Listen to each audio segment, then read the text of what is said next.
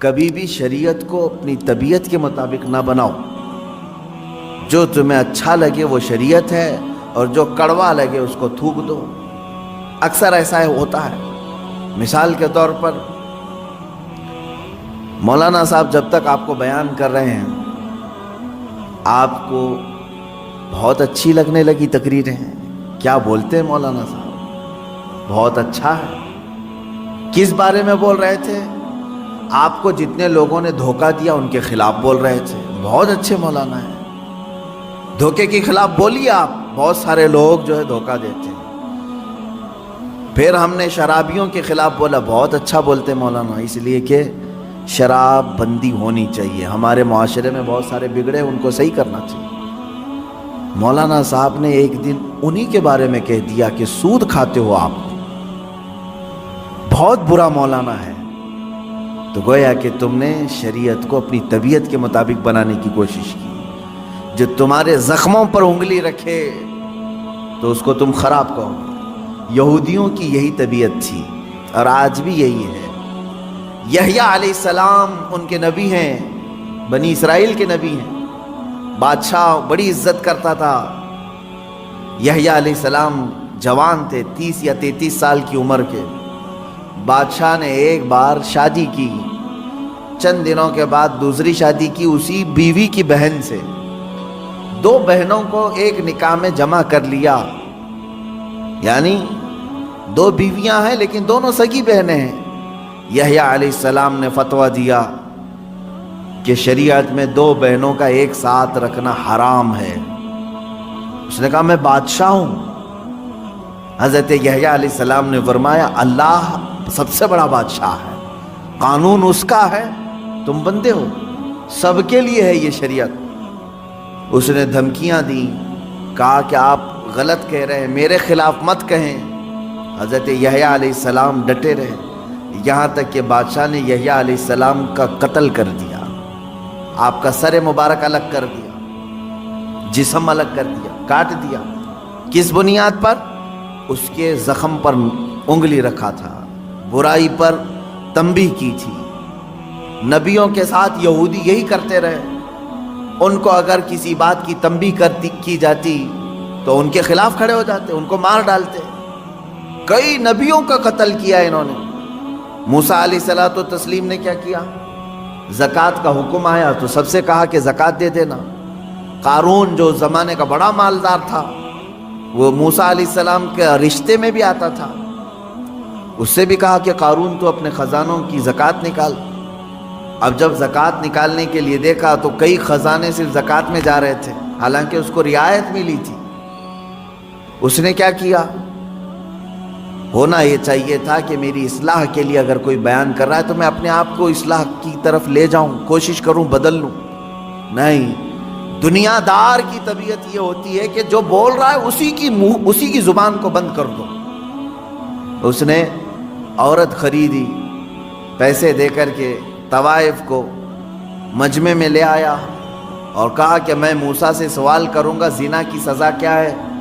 جب وہ جواب دے رہے ہوں گے تو اے خاتون تو کھڑی ہو کر کے کہہ دینا میرے پیٹ میں موسیٰ کے زنا سے بچہ پل رہا ہے.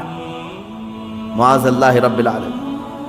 اتنی غلیظ حرکت, اتنی نیچ حرکت قارون نے کی. کس کے خلاف؟ موسیٰ علیہ السلام کی. سکھا کر کے عورت کو مجمع میں لے آیا. عورت بیٹھی ہوئی تھی. اس نے سوال کیا کہ اے موسیٰ علیہ السلام, اللہ کے نبی ہیں آپ, مسئلہ بتائیں کہ اگر کسی شادی شدہ مرد نے کسی عورت سے زنا کیا ہے تو کیا سزا ہے اس کی؟ کہا رجم کیا جائے گا, پتھروں سے ہلاک کیا جائے گا. اس نے اشارہ کیا عورت کی طرف, اٹھ تو بتا تیرے ساتھ زنا کس نے کیا ہے؟ وہ خاتون کھڑی ہوتی ہے اور کپ کپی طاری ہو گئی, جلال موسوی کو برداشت نہیں کر سکی. اس نے اگل دیا, کہا قارون مجھے پیسے دے کر کے یہاں لایا ہے, پیسے دے کر کے یہاں لایا ہے. اتنا کہنا تھا موسیٰ علیہ السلام کو جلال آیا. آپ نے کہا اے زمین پھٹ جا اور قارون کو اس کے خزانوں سمیت نگل جا. دھسا دیا گیا. وہ تو اللہ کا عذاب تھا اس کے اوپر. میں یہاں پوچھنا چاہتا ہوں موسیٰ علیہ السلام کے ساتھ اتنی گری ہوئی حرکت قارون نے کیوں کی؟ اس لیے کہ نبی نے برائی پر انگلی رکھی. اسے صرف اچھائی کی تنبیہ کی۔ عزیزان گرامی وقار، یہ طبیعت کبھی اپنی نہ بنانا کہ اگر برائیوں کے خلاف کوئی تمہیں بیان کرے یا نصیحت کرے تو اس کے پیچھے مت پڑ جانا، اس کے پیچھے مت پڑ جاؤ۔ کوشش یہ کرو کہ وہ برائی ہم سے نکل جائے۔ آپ زندگی میں کبھی ایسا کرتے ہو؟ ڈاکٹر نے علاج کے دوران یہ کہہ دیا کہ پیٹ میں السر ہے، تو ڈاکٹر کے پیچھے پڑ جاؤ کہ اس کا پیٹ پھاڑ کر کے رکھوں گا میں، مجھے کہا کیسے اس نے السر ہے؟ نہیں، تمہیں معلوم ہے، عقل ہے اتنی، ڈاکٹر میری بیماری کو بول رہا ہے، ہو سکتا ہے اندر۔ اگر ڈاکٹر نے کبھی کہہ دیا تمہیں آپ کو ہارٹ کا پرابلم ہے، بلاکیج ہے، دوڑے دوڑے بھاگتے ہو، کیا علاج کروں ڈاکٹر صاحب بتائیں تو صحیح۔ کوئی ایک بندہ مجھے بتائیں جو بدلے میں یوں کہہ دے ڈاکٹر تیری ہر نس کو میں پھاڑ دوں گا، تو نے بولا کیسے مجھے؟ میرے بلاکیج ہے؟ نہیں، وہ جب تمہیں کہہ رہا ہے تمہارے اندر بیماری ہے تو تم مان لیتے ہو، ایکسیپٹ کرتے ہو۔ یہی بات ایک عالم دین اور ایک خطیب شرع سے بھی تمہیں اسی طرح کا سلوک رکھنا چاہیے کہ اگر موجودہ خرابیوں اور برائیوں پر وہ تنبیہ کرے، کوشش یہ کریں کہ ان برائیوں کو اپنے اندر سے نکالیں، نہ یہ کہ اس کے پیچھے پڑ جائیں۔ ہمارے بعض علماء نے یہ کہا تھا کہ قوم کا حال یہ ہے کہ پتہ نہیں وہ نیت کرتے ہیں امام کے پیچھے، کیا کہہ کر کے نیت کرتے ہیں معلوم نہیں۔ نماز میں عشاء کی 4 رکعت فرض نماز واسطے اللہ کے، پیچھے اس امام کے، تو اب یہ سمجھ میں نہیں آتا پیچھے اس امام کے مطلب کیا ہے؟ یعنی صرف نماز میں پیچھے ہے یا پھر پوری زندگی اس کے پیچھے پڑنا ہے؟